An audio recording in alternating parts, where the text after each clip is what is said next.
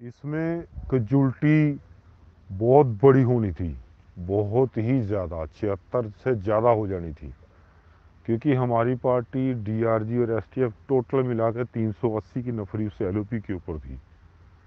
लेकिन जो जुनून इस एक्शन में दिखा, क्या वो डीआरजी का था, क्या वो एसटीएफ का था, क्या वो कोबरा था, लड़े और लड़े इस जुनून में कि जीतना है और बच के निकलना है।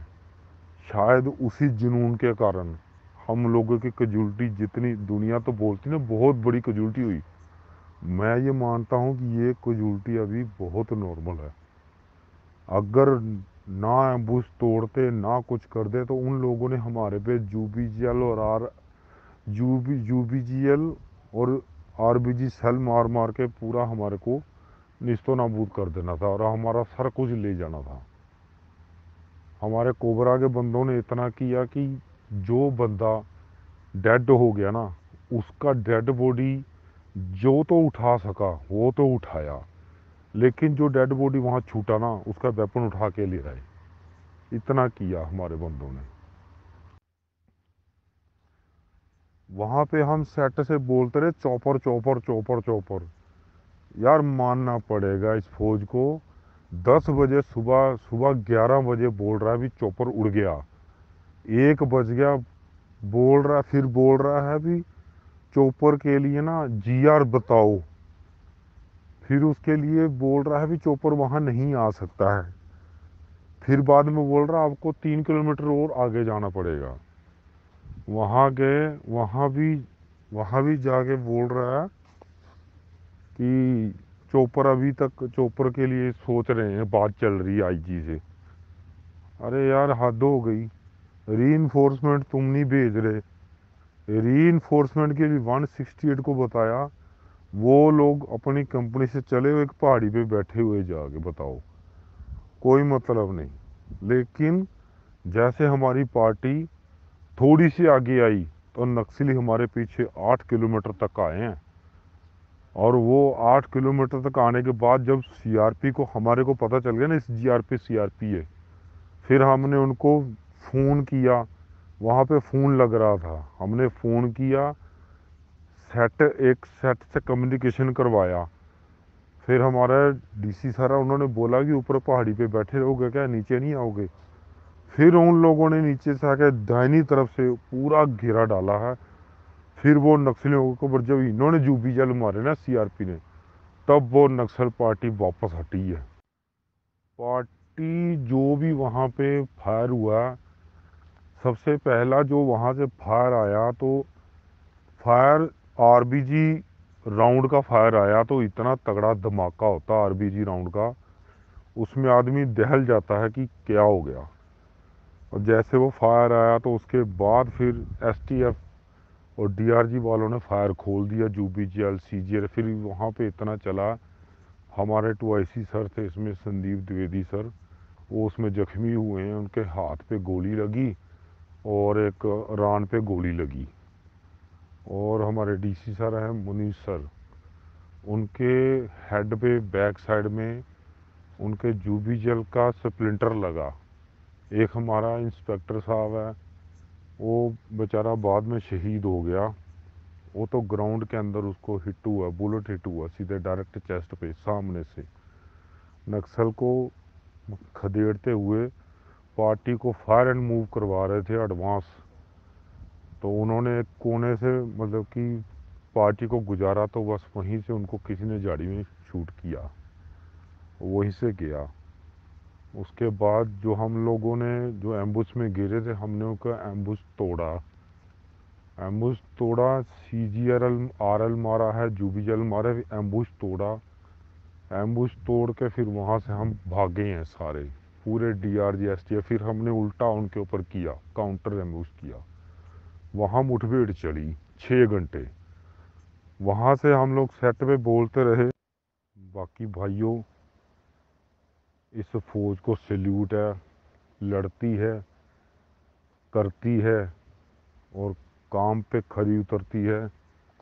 लेकिन ग्राउंड में जो लड़ा वो बिल्कुल सही तरीके से बेड़ा पार करता है। जो वहाँ पे डर गया ना, मैंने ये चीज़ कल सरेआम देखी, जो डर के बैठ गया ना उसको बुलेट तो बैठे बैठे भी लग जाएगा। जो वहाँ से दाएं बाएं जाके फायर करता रहा, निकलता रहा, फायर करता रहा, निकलता रहा, उनके फायर की चिंता नहीं करनी, उनका फायर तो चलता रहेगा। वो उनके पास पता नहीं कितना अमुनिशन था, कितना सेल था, क्या था, ये समझ में नहीं आया कि इतना अमुनिशन उनके पास कहाँ से आ गया।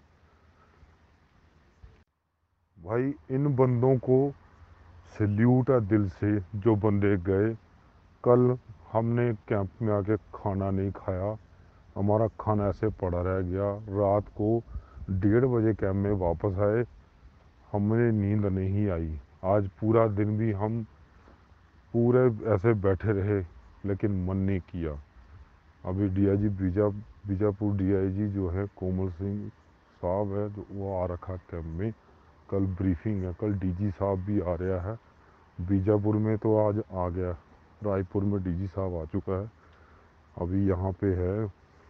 कल उनका दरबार है, विजिट है, पता नहीं ब्रीफ करेगा, क्या करेगा क्या नहीं करेगा, तो वो उसका है। भाई नरेश उस्ताद, आपने जो CSWT बेलगाम में सिखाया, 3 महीने आपसे रगड़ा खाया, लेकिन एक चीज़ वहाँ सीखी, चाहे कुछ भी हो जाए लड़ो, लड़ो और जीतो, फाइट करो। ठीक है, जीतेगा कोबरा, जीता कोबरा, लास्ट तक लड़ता और हम लड़े। कल हिडमा को हमने बता दिया कि साले तूने गलत जगह पंगा ले लिया। उसकी नक्सली की पता कितनी बुरी कंडीशन कर रखी थी हमने, कम से कम नहीं तो 40-42 नक्सली मरे हैं उसके। 2 ट्रैक्टर भर के उसकी डेड बॉडी गई हैं गांव में। आज जो टीमें वहां गई थी ना सर्च करने के लिए, उनसे पता किया, इतना नक्सली मारा है। गांव वालों ने उनको आगे नहीं आने दिया टीमों को। वो बोल रहे आप जो ये न्यूज़ में दिखा रहे ना 3 मरे 4 मरे, ये तो हिडमा को देना पड़ेगा जवाब इसका। वो आएगा, वो निकालेगा पत्रिका में, पक्का लिखेगा वो। ये नक्सली पकड़ा था वहाँ से, ये आईडी एक्सपर्ट है। इसने बाद में बताया कि इस मकान के अंदर पूरा आईडी का सामान छिपा रखा है। पूरे मकान के सर्च केस में आईडी का बहुत सामान मिला। सारा सामान नक्सली को आज जमा करवाया बीजापुर थाने में जाके। इसको बहुत पीटा रास्ते में, जो आ रहा है इसको पीटते जा रहा है। इसको भी ले आए साथ ही अपने, इसके चलते हम बचे, नहीं तो हम लोग गए थे। इतना फायर स्ट्रोंग था, गर्मी ऊपर से इतनी है, डिहाइड्रेशन पूरी जवानों की हो गई बॉडी, बचना मुश्किल था। लेकिन फिर भी बहुत मतलब कि जवानों ने बहादुरी के साथ लड़े हैं और बचे हैं और जीते हैं इनसे। अभी देखो आगे क्या होता है। हिडमा कम से कम नहीं तो 500-600 नक्सली के साथ वहाँ पे मौजूद है, और आगे भी ऑफ चलेंगे। अभी TCOC चल रहा, बड़े बड़े कांड होने हैं उसमें।